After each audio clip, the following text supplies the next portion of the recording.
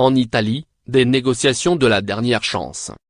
La coalition de droite, arrivée en tête avec 37% des voix et emmenée par la Ligue, extrême droite, moins avec à ses côtés Fratelli d'Italia, extrême droite, et Forza Italia, droite, de Silvio Berlusconi moins, le mouvement 5 étoiles, M5S, anti-système, premier parti avec plus de 32%, et le Parti démocrate, PD, centre-gauche, tombé à 19%, doivent se succéder au palais présidentiel à partir de 10 h.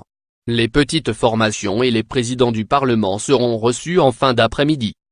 Des tentatives d'alliance entre le M5S et la coalition de droite ont échoué, la Ligue de M. Salvini refusant de lâcher son allié, M. Berlusconi, avec lequel M. Di Maio, M5S, refuse catégoriquement de discuter. Lire aussi.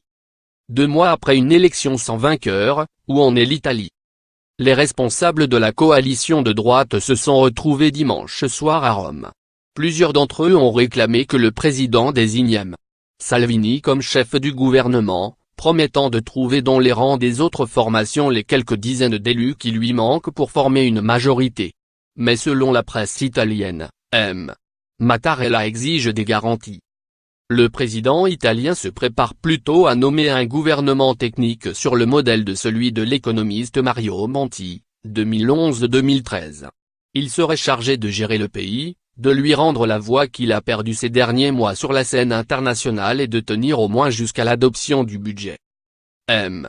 Mattarella veut en confier la direction à une personnalité neutre mais compétente, peut-être une femme.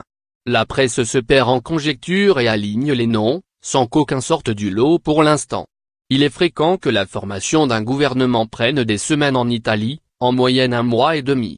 Mais cette fois, la situation semble difficile à dénouer. Lire aussi. Le président italien exclut la tenue de nouvelles élections.